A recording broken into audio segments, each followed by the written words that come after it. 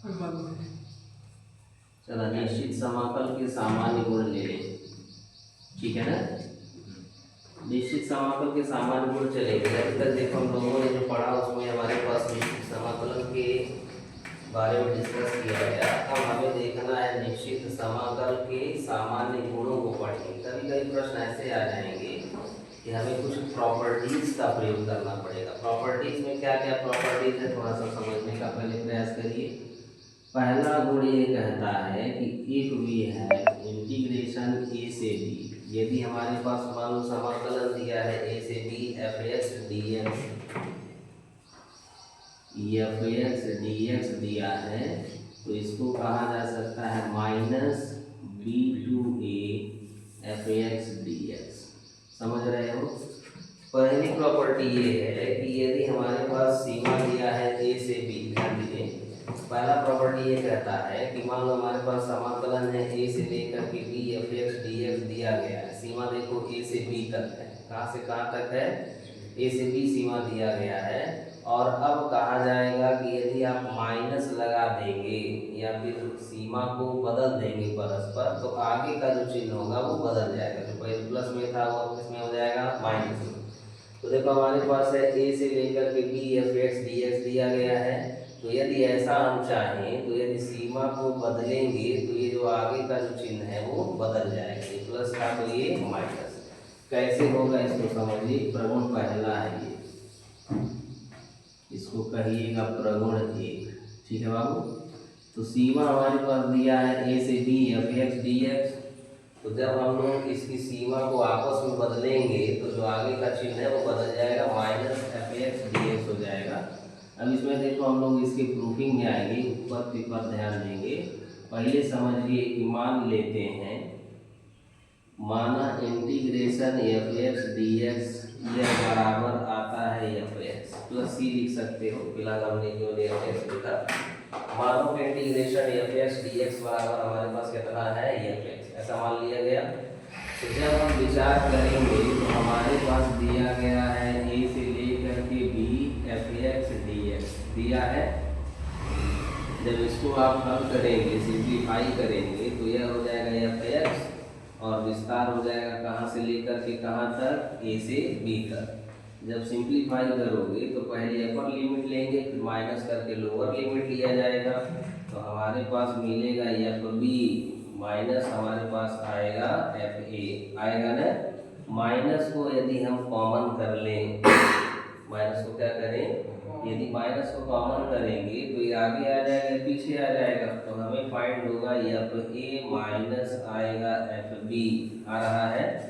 अब देखो इसका मतलब हो गया इंटीग्रेशन बी से ए और यह हो गया एफ एक्स, दिख रहा है। और ये किसके बराबर है, ए से B F x D X, आ रहा बाबू। तो पहला प्रॉपर्टी ये कहता है कि यदि हमारे पास इस प्रकार से सीमा दिया गया हो ए से B F x D x है, तो इसके प्लेस पर हम लोग कर सकते हैं माइनस बी से ए एफ एक्स डी एक्स। यानी कि सीमाओं को जब हम बदलेंगे, ध्यान दीजिएगा कि जब सीमाओं को क्या किया जाएगा, बदला जाएगा, आपस में जब कन्वर्ट करेंगे तो जो चिन्ह होगा वह क्या होगा, बदल जाएगा। यह पहली प्रॉपर्टी होगी। दूसरा प्रॉपर्टी क्या कहता है, इसको भी समझो। प्रॉपर्टीज बहुत अच्छे से पढ़ना क्योंकि पेपर में आएगा, इस पर एक सवाल जरूर आएगा 8 नंबर में, ठीक है ना।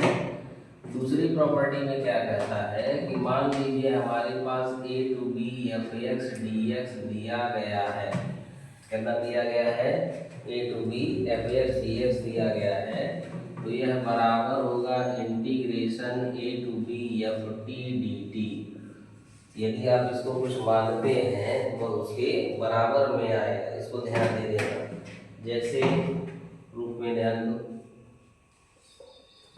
यदि हम ध्यान दें तो ए से लेकर के b F x D x दिया है। एफ एक्स का इंटीग्रेशन हमारे पास कितना हो गया, एफ एक्स, और विस्तार हो गया ए से लेकर के बी तक। पहले अपर लिमिट रखो और फिर लोअर लिमिट रखेंगे, तो F A minus F B आ रहा है। यह हमारे पास आर एच एस में जब चलोगे यानी दूसरे पॉइंट को देखेंगे तो इंटीग्रेशन दिया है ए से B F T D t. तो इसको जब हम कहेंगे तो जैसे देखो यहाँ एफ एक्स का एफ एक्स हुआ है, वैसे एफ टी का कहेंगे तो एफ टी आएगा। तो हमारे पास यहाँ फाइंड होगा एफ टी, क्या फाइंड होगा, एफ टी विस्तार हो जाएगा ए से बी, वैल्यू पुट करोगे तो पहले अपर लिमिट फिर माइनस करके लोअर लिमिट, तो हमें फाइंडिंग में आएगा एफ बी माइनस आएगा एफ ए। अब इसको देखो और इसको देखो, क्या दोनों के मान एक जैसे हैं, क्या दोनों के मान बराबर हैं? तो इसका मतलब हो रहा है कि यदि a से b F x D x दिया हुआ है तो यह बराबर होगा a से b F T D T. बात समझ गए? तो पहला पॉइंट ये हो गया आपका कि जब भी इस प्रकार से हमारे पास प्रश्न में आता है कि इंटीग्रेशन a से b F x D x है, तो हम लोग उसके प्लेस पर x के प्लेस पर t को लिख सकते हैं। जैसे हम लोग मानते हैं प्रश्न में कि माना t हो गया, माना m हो गया, तो यदि t माने हो तो वापस उसको x के पदों में लाया जा सकता है, b माने हो तो उसको वापस x के पदों में ला सकते हैं। तो यह प्रॉपर्टी हमारे पास बनेगी। और तीसरा एक प्रगुण होगा, नोट करिए इसको।